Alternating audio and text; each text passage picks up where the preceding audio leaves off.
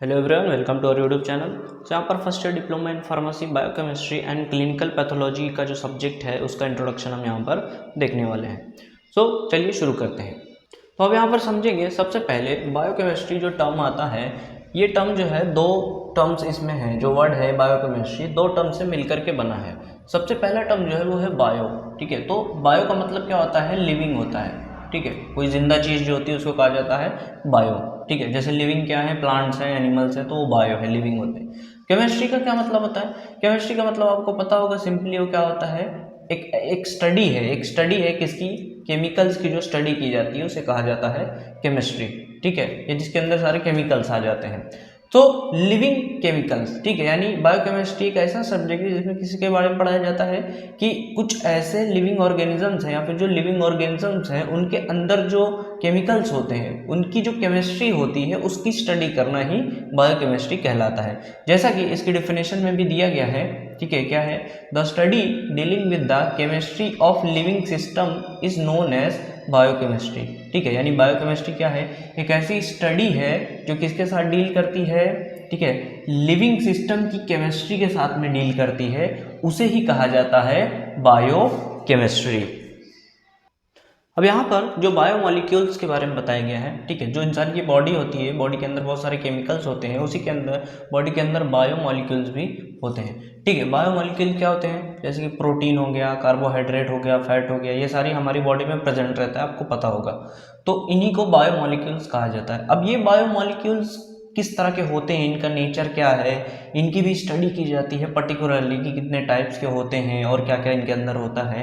तो बायोकेमिस्ट्री इसके साथ भी डील करती है, ठीक है। बायोमॉलिक्यूल्स के साथ में भी डील करती है। साथ में अगर ऊपर से ही देखा जाए कि बायोकेमिस्ट्री का यूज़ क्या है, सब्जेक्ट का क्या यूज़ है, क्यों पढ़ाया जाता है, तो इसको मोस्टली इसीलिए पढ़ाया जाता है क्योंकि ये सब्जेक्ट की मदद से हम क्या करते हैं, बहुत सारे जो डिजीजेस हैं उनको कंट्रोल करने को आते जाते हैं, ठीक है। वो जो हमारी बॉडी में एबनॉर्मल मेटाबॉलिज्म होता है, ठीक है, सब्सटेंस का बनना टूटना जो मेटाबॉलिज्म होता है एबनॉर्मल अगर वो है तो उसको भी देखा जाता है। साथ में बॉडी के अंदर जो डिफिशिएंसीज होती हैं, यानी जो कमियां होती हैं, फॉर एग्जांपल प्रोटीन की कमी है, कार्बोहाइड्रेट की कमी है, या तो फिर विटामिन्स की या और कोई न्यूट्रिशन है उसकी कमी है, उन सारी डिफिशिएंसीज को भी देखा जाता है। तो ओवरऑल बायोकेमिस्ट्री जो है वो इन सारी चीज़ों के लिए यूज़ किया जाता है। यहाँ पर जो टर्म है बायोकेमिस्ट्री, ठीक है, तो ये जो टर्म आया है बायोकेमिस्ट्री, यानी जो वर्ड है बायोकेमिस्ट्री, ये एक जर्मन केमिस्ट थे, ठीक है, जर्मन केमिस्ट थे। उनका नाम है कार्ल न्यूबर्ग। इन्होंने ही क्या किया, 1903 में ये जो बायोकेमिस्ट्री टर्म है इसको इंट्रोड्यूस किया।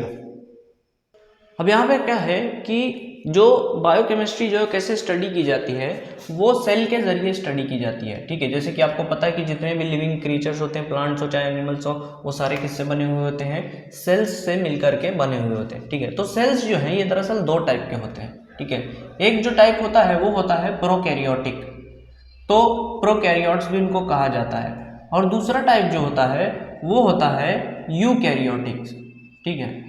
तो दो टाइप के जो सेल्स होते हैं प्रोकैरियोटिक्स में और यूकैरियोटिक्स में, बस एक मेजर डिफरेंस होता है। प्रोकैरियोट्स का जो न्यूक्लियस रहता है, सेल के अंदर का जो मेन कंट्रोलिंग सेंटर होता है न्यूक्लियस, ये वेल डेवलप्ड नहीं होता है, ठीक है। यानी ये अच्छे से बना हुआ नहीं रहता है। और दूसरा यूकैरियोट्स का जो न्यूक्लियस रहता है, ये न्यूक्लियस काफ़ी वेल डेवलप होता है। वेल डेवलप यानी ये बहुत ही अच्छे से डेवलप हुआ रहता है। और प्रोकैरियोटिक टाइप का जो न्यूक्लियस रहता है ये मोस्टली छोटे ऑर्गेनिजम्स में, लोअर ऑर्गेनिजम्स में पाया जाता है। यूकैरियोटिक्स जो है वो बड़े हायर प्लांट्स में या फिर ऑर्गेनिजम्स में पाया जाता है। तो सेल तो ये हो गया कि ये दो टाइप का सेल होता है, ठीक है। लेकिन यहाँ पर भी क्या है कि सेल जो है मोस्टली जो इस बुक में बताया गया है वो दो है। एक जो है प्लांट सेल होता है और दूसरा जो है वो एनिमल सेल है। यहाँ पर सबसे पहला हम देखते हैं एनिमल सेल, ठीक है। तो एनिमल सेल का आप डायग्राम देख सकते हैं, ठीक है। उसके अंदर क्या होता है? न्यूक्लियस होता है, न्यूक्लियोलस होता है, राइबोसोम होता है, स्मूथ एंडोप्लाज्मिक रेटिकुलम ईआर होता है, पेरोक्सीसोम्स होते हैं, साइटोस्केलेटन हो गया, गोल्गी कॉम्प्लेक्स हो गया, प्लाज्मा मेम्ब्रेन होती है, माइटोकॉन्ड्रियोस है, लाइसोसोम्स है, सेंट्रियोल है, एंड रफ एंडोप्लाज्मिक रेटिकुलम भी होता है। और एनिमल सेल आप देख सकते हैं कि वो कुछ इस तरह सा दिखाई देता है, ठीक है। दूसरा अगर हम सेल की बात करेंगे तो दूसरा है एक प्लांट सेल, ठीक है। यानी जो प्लांट्स का सेल होता है वो, उसका भी कंटेंट आप देख सकते हैं कि वो कुछ सेम ही है। रफ एंडोप्लाज्मिक रेटिकुलम है, माइटोकॉन्ड्रियन है, क्लोरोप्लास्ट है, बस उसमें थाइलाकॉइड्स है, स्टार्च ग्रैन्यूल्स है, सेल वॉल इसमें है, इसमें नहीं है, ठीक है। इसका हम डिफरेंस अभी देखेंगे। साथ में सेम सारी चीज़ें हैं, nucleus, nucleolus, ribosome, endoplasmic reticulum smooth वाला, साइटोस्केलेटन है, गोल्गी कॉम्प्लेक्स है, प्लाज्मा मेम्ब्रेन है, एक वैक्यूल भी है एंड प्लाज्मोडेस्माटा भी है। तो ये था प्लांट सेल, ठीक है। डायग्राम में आप देख सकते हैं। तो दोनों ही सेल्स जो हैं वो कुछ इस तरह से दिखने में हैं। दोनों का स्ट्रक्चर और दोनों का फंक्शन जो है वो हम आगे डिस्कस करेंगे। अभी यहाँ पर सबसे पहले हम डिस्कस करेंगे कि प्लांट सेल और एनिमल सेल में दोनों में डिफरेंस क्या है, ठीक है, यानी दोनों में फर्क क्या है। अभी यहाँ पर डिफरेंस में जो है एनिमल सेल और प्लांट सेल के बीच में क्या डिफरेंस होता है सेल में, वो देखना है हमें, ठीक है।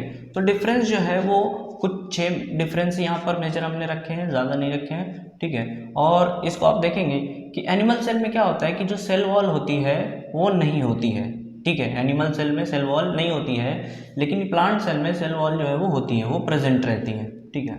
दूसरा डिफरेंस क्या है कि एनिमल सेल में जो प्लाज्मा मेम्ब्रेन होता है वो सबसे आउटर मोस्ट बाउंड्री होता है सेल का, ठीक है। यानी सेल के सबसे बाहरी हिस्सा जो होता है वो एनिमल सेल में वो प्लाज्मा मेम्ब्रेन होती है, लेकिन प्लांट सेल में वही सबसे आउटर मोस्ट बाउंड्री, सबसे बाहर की जो दीवार होती है वो सेल वॉल होती है, ठीक है। तो ये दूसरा डिफरेंस हो गया। तीसरा डिफरेंस क्या है कि एनिमल सेल में प्लास्टिड्स जो है वो नहीं होते हैं, वो एब्सेंट होते हैं, ठीक है। लेकिन प्लांट सेल में क्या होता है कि प्लास्टिड्स जो है वो प्रेजेंट होते हैं, ठीक है।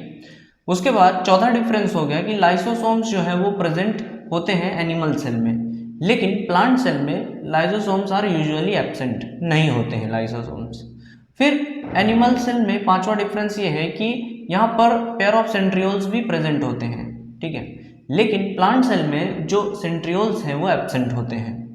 एनिमल सेल में वैक्यूल जो है वो एब्सेंट होता है, लेकिन प्लांट्स में क्या होता है, प्लांट सेल में एक सेंट्रल वैक्यूल बड़ा सा जो है वो होता है, यानी प्रेजेंट होता है, ठीक है। तो दोनों का ही डायग्राम में आपने देखा कि कहाँ पर कौन सी चीज़ प्रेजेंट थी, कौन सी नहीं थी, यही डिफरेंस है। और ये दरअसल थोड़ा सा इंपॉर्टेंट भी है, ये एग्जाम में क्वेश्चन बहुत बार पूछा जाता है, तो इसको आपको याद रखना पड़ेगा। अभी इसके बाद आपने जो भी चीज़ें देखी सेल वॉल के अंदर, अगर आपने पहले क्लासेस में पढ़ा होगा, 11-12 में बायोलॉजी लिया होगा, तो आपको मोस्ट ऑफ द थिंग्स सारी पता होगी, cell wall, plasma membrane, plastid, lysosome, ये सब क्या होता है। लेकिन फिर भी ये इंट्रोडक्शन है चैप्टर का, तो इसमें आगे हर चीज़, ये सारी सेल ऑर्गेनेल्स के बारे में शॉर्ट में दिया गया है, हम लोग इसको डिस्कस करेंगे। तो गाइस इस वीडियो में सिर्फ इतना ही, इसके आगे के टॉपिक्स हम नेक्स्ट वीडियो में कंटिन्यू करेंगे। So thank you for watching, do like, share and subscribe.